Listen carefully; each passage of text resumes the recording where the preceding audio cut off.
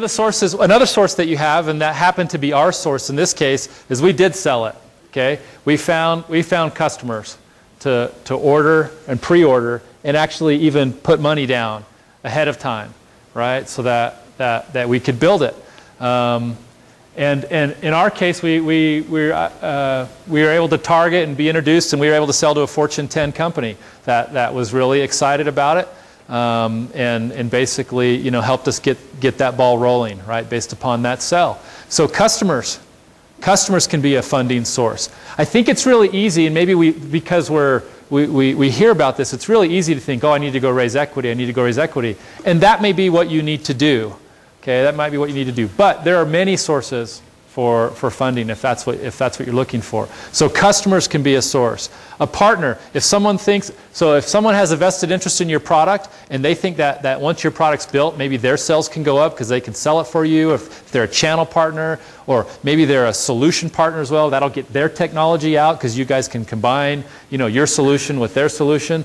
Anybody in that ecosystem that would benefit from your product existing and from it being successful could be a source of funding, right? So even your suppliers, right? There's not a lot of suppliers in a software program, but we have other products, you know, that take raw materials that we purchase from suppliers. Then you know, they sometimes are a funding source for us when we need it to be, because it's a benefit to them.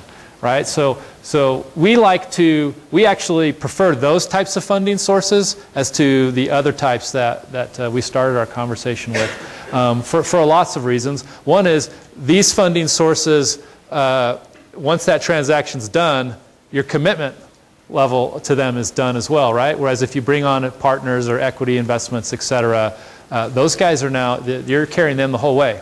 Right? They're with you, and now it's our company maybe instead of your company, which some businesses they require that, absolutely. But if you have an opportunity to use a different funding source like this, then it's good to think about to see how far can that get you.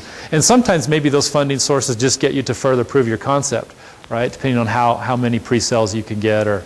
But it is funny, whenever you run into a struggle in business, whether it's a startup or not, you'll have those moments where you're like, man, what are we, you know, things are getting a little tight, or man, we're really spending a lot, you know, really fast.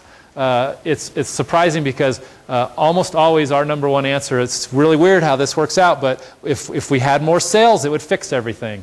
It's weird how that works. If you start at the top line of your P&L and you can increase sales, it tends to make up for, give you a lot of buffer room to make mistakes. So I think as you are looking at your businesses, I wouldn't bypass that one, because you can sometimes do some very specific things to really kind of turbocharge your sales and make that happen.